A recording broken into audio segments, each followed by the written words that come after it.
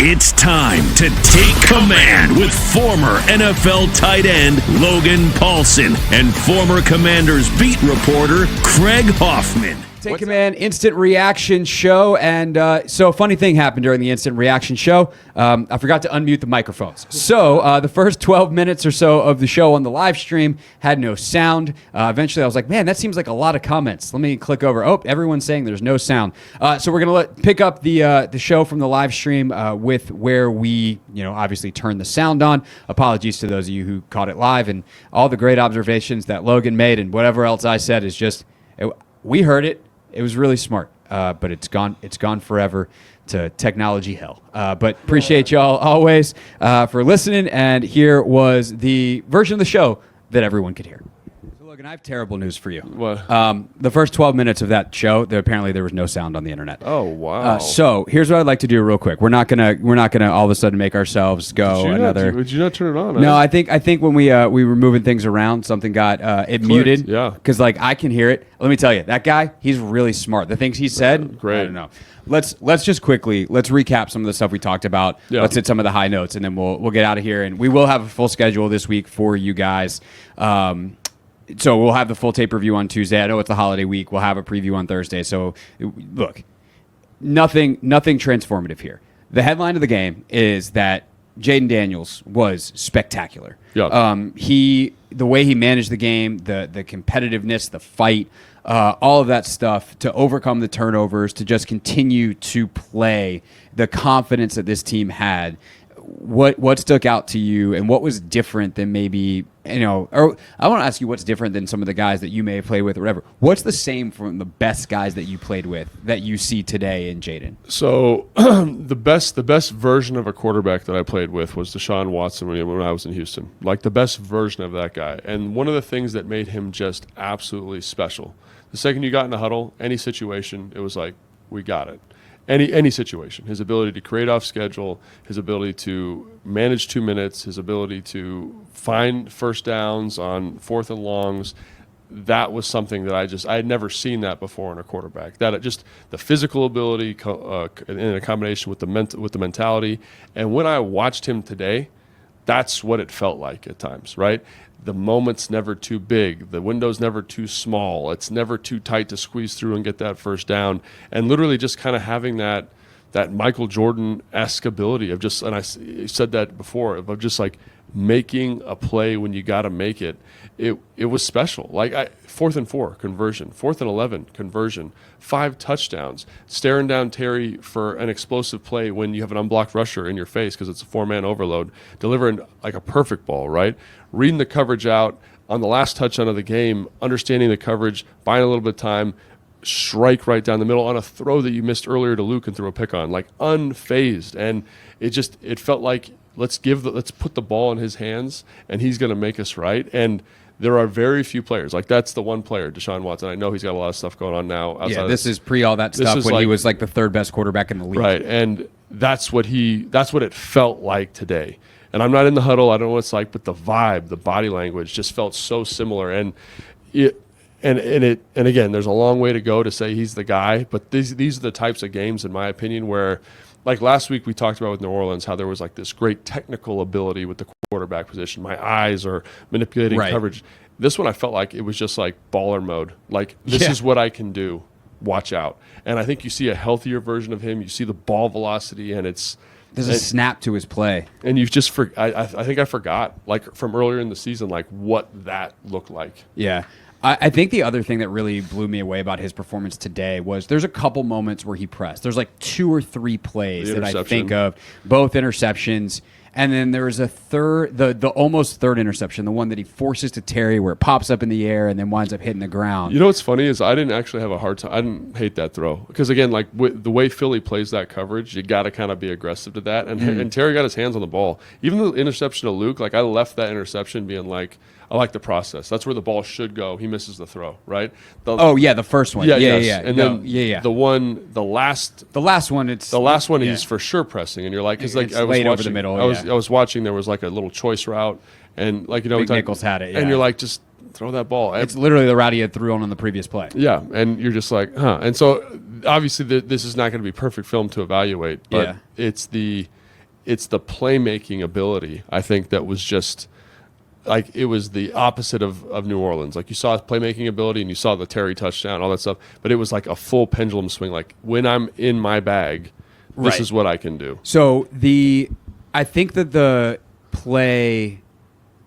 near interception, right? Yeah. He locks on Terry. Like you have this feeling like Terry hasn't been targeted for a while. It's a big play. Let me go to Terry. Everybody knows it, and maybe the coverage ultimately when we watch it back on film. Yeah, you saw it live. I was like, I don't hate that. Yeah, maybe that was the right throw, but just the way he locked on. But I believe that was 3rd and 11, and I think the 4th and 11's the next play. Yeah, I think and it'd just be like, you want to know what? I'm not going to force a ball. I'm going to make a play, and he goes and runs for 30 yards. The late interception to Luke, you give him if I'm him on the sideline, I'm like, go ahead, give me another chance. Mm-hmm. And there's a lot of athletes that I think have, I'm going to call it arrogance, to say go ahead, give me another chance, try me. And it's arrogance because they're not going to do it the second time around. They're going to wind up making the same mistake. They're going to double down, whatever. For Jayden, it's true. It's not arrogance. It's confidence. And that's a fine line. And basically the how you wind up on either end of that line is can you actually do it or not? Yeah. And for him, he has supreme confidence in his ability because he's put in the work and he does it. And the confidence they have in him. I mean, talking to Terry, he's almost emotional talking about it because he has been. I bet with him through 100%. it. Yeah, the quarterbacks that he's played with, and it's been hard, and that dude is super competitive. And we talked about this with John Allen a little bit over the years too, when he's kind of seemingly emotionally punted at times. That is a human reaction to just guys that have won a lot that are super competitive in a situation where they know they can't control the outcome fully and they're losing, and they almost turtle and shut down. And so to see those guys be able to come out and fully embrace it, and Terry talked with me about this group has allowed him to be himself in a way that he never has here. That unlocks the absolute best in people. And so I think you combine that with the extreme attention to detail in winning time moments, to use their phrase. Yeah. And that is how you get an under-talented team to overperform based off their record, because the NFL is a league where so many games are one-score games. Yep. And so how do you make it so that, there's a lot of one-score games, but often the team, the better team winds up winning. It's not like they're toss-ups. So how do you get on the wrong side of the toss-up? And I feel like those are the keys to how they've been able to do it. No, I think that's 100% right. It's just reps and feeling confident in what they can do and a belief in what they can do. And, what I think back to when Robert was here in 12, that was another time where I felt very confident in the quarterback, and the whole team felt confident in the quarterback. And that belief in that position is super inspiring. It makes you, again, kind of punch above your weight class. And I think when you see performances like last week, like this week, where he's the driver of the offense in a way that we haven't seen him be this year. Usually you're getting really good support from the run game. Obviously the Cincinnati game's one that comes to mind where he was excellent, but we're running the football well, we're playing okay defense. He makes plays when he has to, but this one it was play. The offense wasn't going to work without him. And so I do think it's the repetition in the winning time moments, the 2-minute, the third down, the second and long, all those moments, right? But it's also you just trust that guy. You just trust him to make a play. And that's how I felt about Robert in 12. That's how I felt about Matt Ryan when I was in Atlanta. You just are that dude's going to figure it out. And it's cool that he's 24 years old, 25 years old. Yeah, he just turned 24, I believe. And he's got that kind of vibe to him already. And again, being good in the NFL is not, it's a week-to-week thing, right? Next week he might have a terrible game. I might not be saying this about him, but the thing about him that is also inspiring is that each week he seems to level up and learn something. You're just putting something in an AI computer, a little AI football computer, and he just processes it and you get the best result. So it's pretty cool. Yeah. The other thing too that I think was great today is they found these explosive plays down the field, and which we talked about, right? Yeah. One of them, by the way, the recognition, I mean, I don't know how much of it's we can intellectualize this, or he can just be OZ was wide open and he saw it and they made a throw because he was wide open. But I think that Eagles were in man coverage. They had 12 dudes on the field. Darius Slay tries to get off at the last second, and he's the dude that would have had OZ. And I find it hard to believe that he was the guy that was the 12th guy. Yeah. Almost they were yelling, we got 12, and Darius was the closest one. He's okay, I'll go off the field. And so sure enough, they drop OZ in coverage, and bang, finds it. But the composure there, because sometimes you overthrow that guy. Like he's so open, you overthrow him, or you get through the process or you drop the ball. Like I've seen that happen a million times. Good throw, drop the ball. So good job by Ozzie, good job by Jayden Daniels. I think those plays, that play's great. That's an exceptional play. But to me, in terms of shots and explosive, I mean the Terry touchdown, the Terry one, insane. The explosive to Diami, like you don't get those opportunities if the O line's not playing great.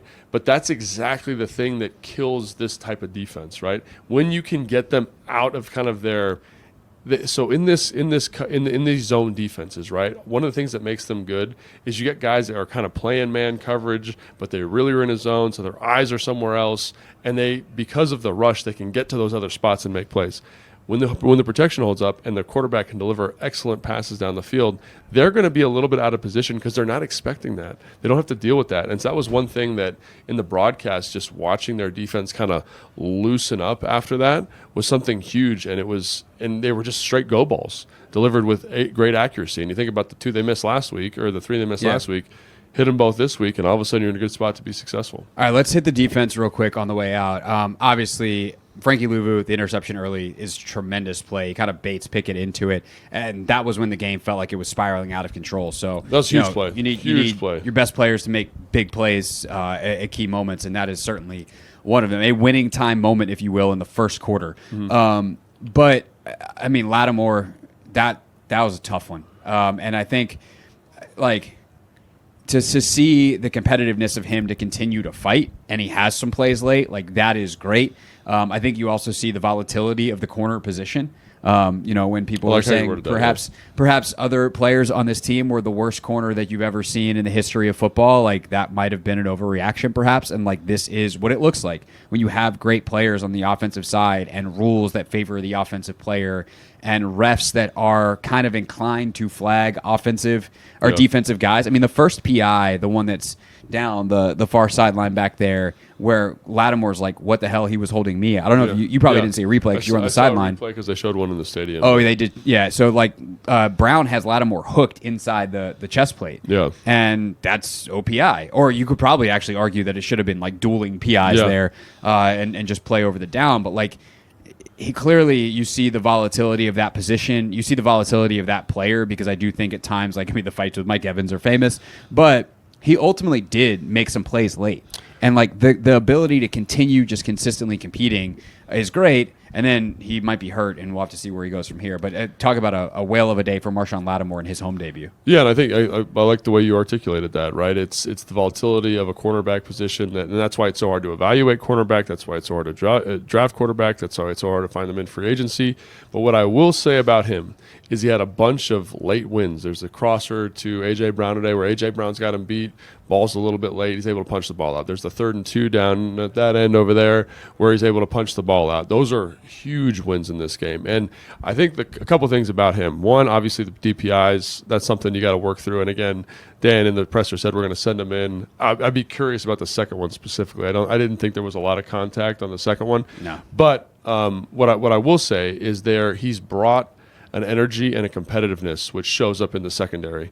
Like he's talking a little bit of mess to A.J. Brown. Like he's got Quan talking mess. And I think it's going to help that whole group. It's going to help the whole defense to bring that kind of that competitive juice that Dan talks about. And it does stuff to you, right? If the guy can back it up, which I think in this game he did to a certain extent, it's going to elevate everybody, not just from the play, but from the mindset. And so that's where I was like, that's kind of cool. And again, in a day where he's struggling, to get out there and be like, yeah, this is mine. I got this. Like, I'm going to do what I can to get this done was a big deal. And I think reflects kind of a shift in kind of this Adam Peters approach to building a roster. Like, we want this kind of competitor, right, and it's going to bring out the competitor of everybody else. So in a day where he kind of struggled, I did think he makes some plays.